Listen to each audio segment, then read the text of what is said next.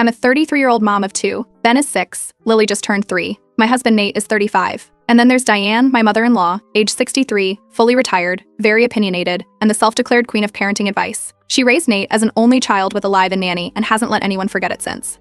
I used to work full-time in HR, but after Lily was born and we saw the numbers on daycare, it just didn't make sense anymore. My paycheck barely covered the childcare bill, so we made the call. I stay home now, and Nate works in it. Since then, I've been the default parent, cook, cleaner, scheduler, appointment maker, snack cutter, tantrum dodger, you name it. I do about 90% of it. Diane sees that as laziness. Every Sunday, we're expected at Diane's house for dinner. It's been a tradition since before I joined the family. Doesn't matter if the kids are sick, if we had a late night, or if I've barely slept, I'm expected to show up with the kids, dressed nicely, with a smile. Most weeks, Diane is too tired to cook, so I end up bringing a dish or helping prep something while keeping Lily from throwing wooden blocks at the dog. Diane usually stands in the kitchen, watching, commenting. Her favorite way to criticize is by pretending it's casual. Like if I'm wearing leggings, she'll smirk and say, "Ah, the uniform of modern motherhood."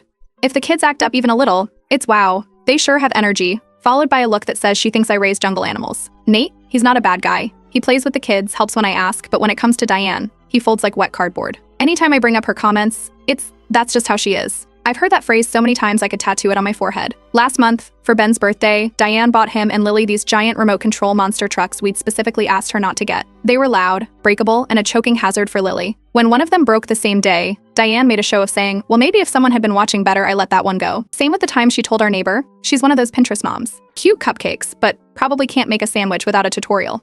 My neighbor told me that with an awkward laugh, thinking it was a joke. It wasn't. When I told Nate I was getting tired of the digs, he nodded and said he'd talk to her.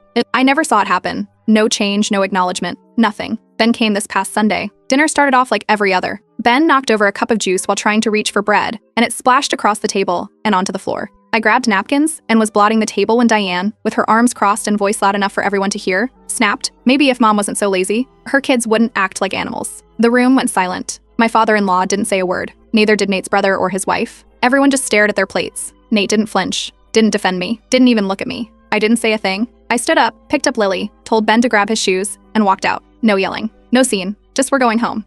I got the kids in the car, drove home, bathed them, and put them to bed. I sat on the couch in silence for a while, unsure what to even do with the rage bottled up in my chest. Nate walked in about 45 minutes later like it was just a normal Sunday. He asked, "Are you really still mad about what she said?" I didn't answer right away. I just looked at him. He stared back, confused, as if he genuinely didn't get why I was upset. I told him that wasn't just a one-off comment.